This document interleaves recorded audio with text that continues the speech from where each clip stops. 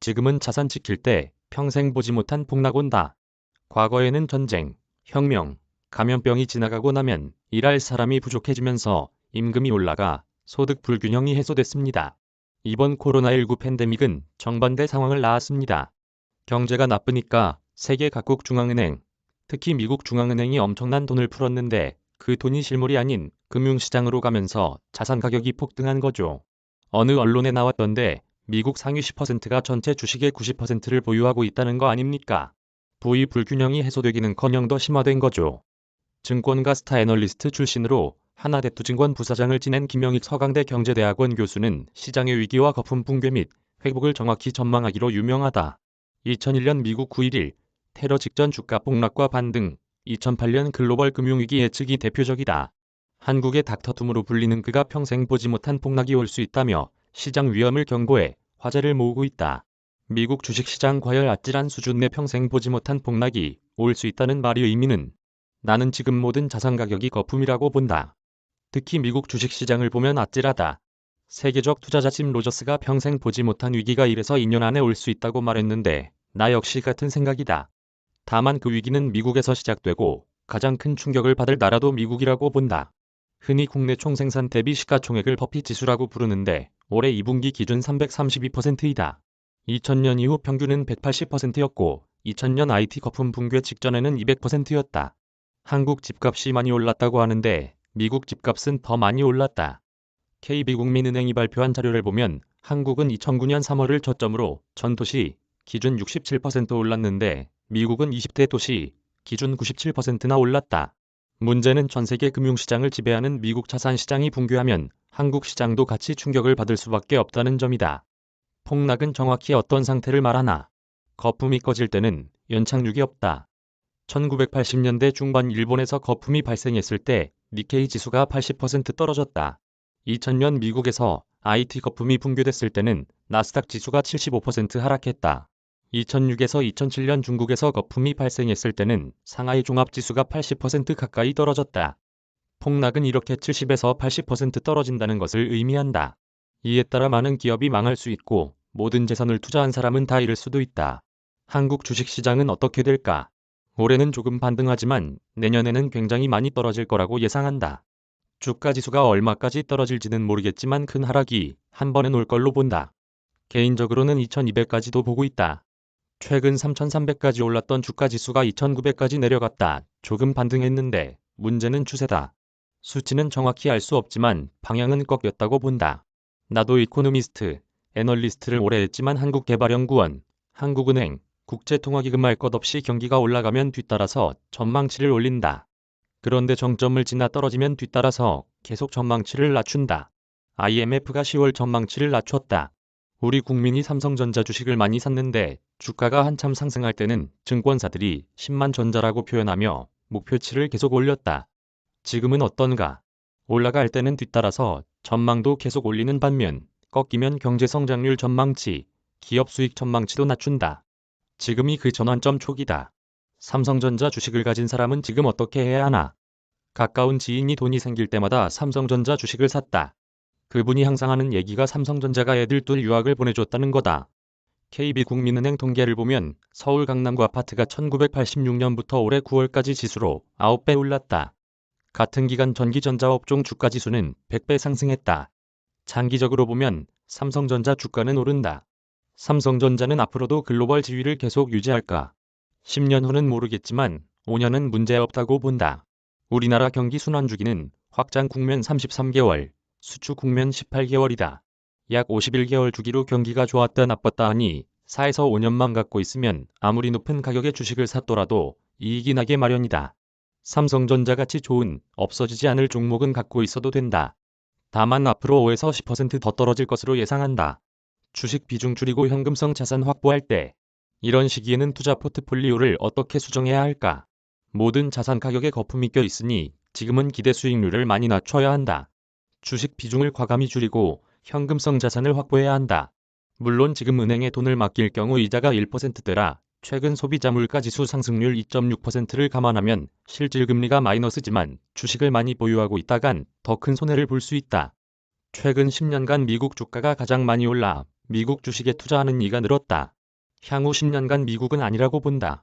국민연금이나 사학연금 펀드 매니저들에게도 미국 비중을 줄이고 세계 성장축이 미국에서 아시아로 이동하고 있으니 아시아 투자를 늘리라고 말한다. 중국은 기업 규제가 워낙 강하고 미중 패권 전쟁도 계속될 테니 인도나 베트남 같은 시장을 관심 있게 찾아보자는 생각이다. 올해 인도와 베트남 주가가 세계에서 가장 많이 오르고 있다. 올해 25에서 30%가량 올라 좀 떨어지겠지만 멀리 보고 투자할 것을 추천한다. 인도나 베트남 기업은 증권가 애널리스트들이 분석도 안 하니 개별 기업에는 절대 투자해선 안 된다. 우리나라에 상장된 ETF들이 있는데 소액 투자가 가능하다. 나도 10년 뒤를 내다보고 인도와 베트남 ETF 투자를 하고 있다. 더 추천할 만한 종목은 지난해 말부터 중국 전기차 시장 투자를 권유하고 있다. 지금 세계적으로 탄소 제로를 외치고 있는데 전체 이산화탄소량의 70% 이상을 배출하는 게 내연기관차다.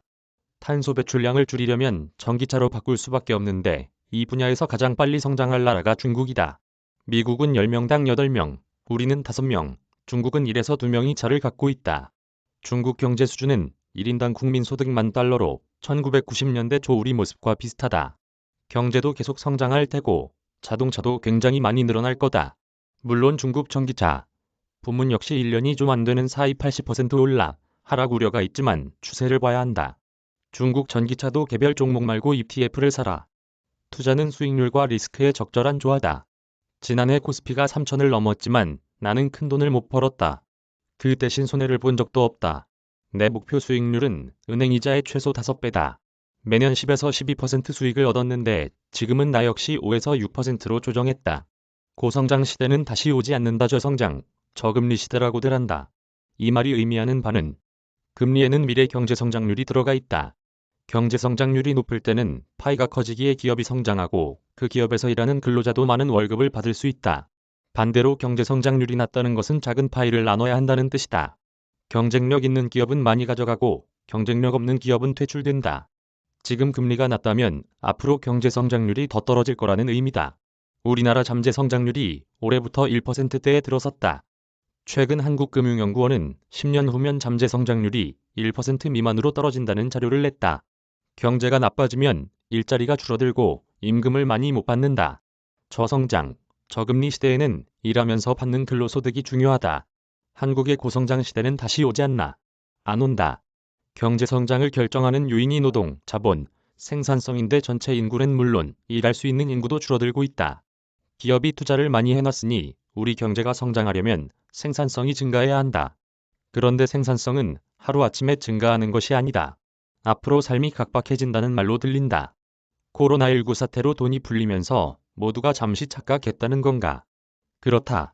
얼마 전 한국은행이 조사한 내용을 보니 우리나라 기업 3,200개 가운데 35%가 이자 보상 배율이 1 미만이다.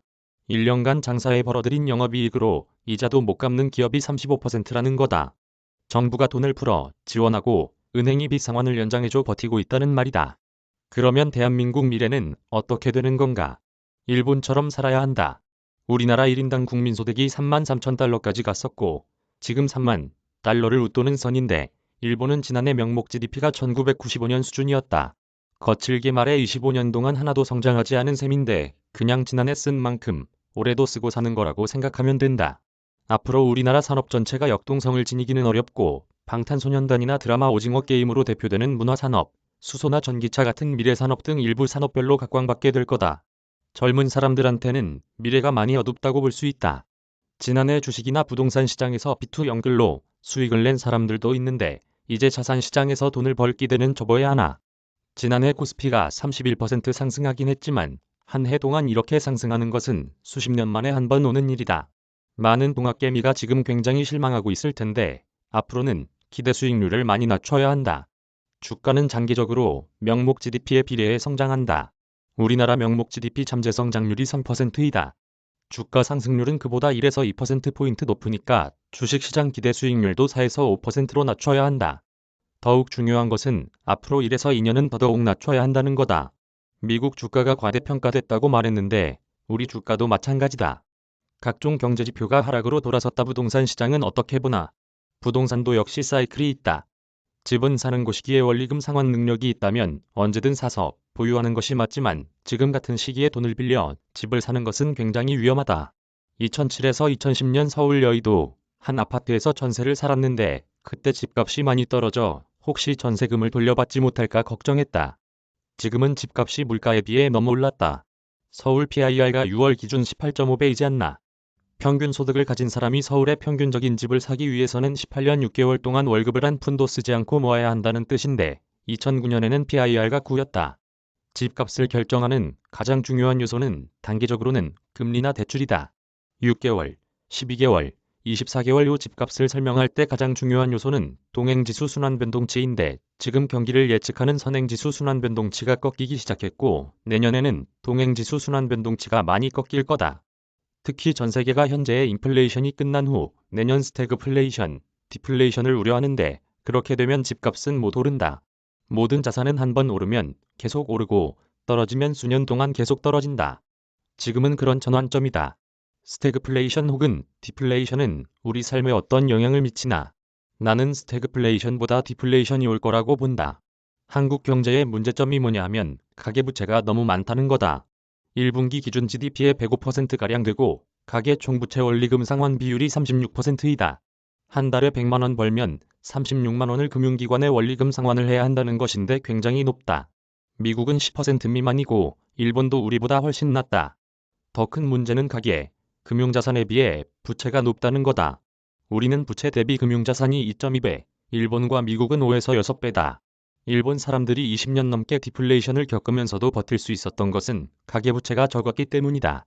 물론 가계부채가 많다고 해서 1997년 외환위기 때 부채로 많은 기업과 은행이 도산했던 것처럼 큰 위기가 오는 것은 아니다.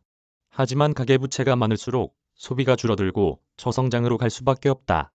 그런 상황을 타개할 해법은 없나? 정부는 그 상황에서 벗어나고자 돈을 많이 쓸 수밖에 없고 돈을 많이 버는 기업이나 부자들로부터 세금을 많이 거두게 될 거다.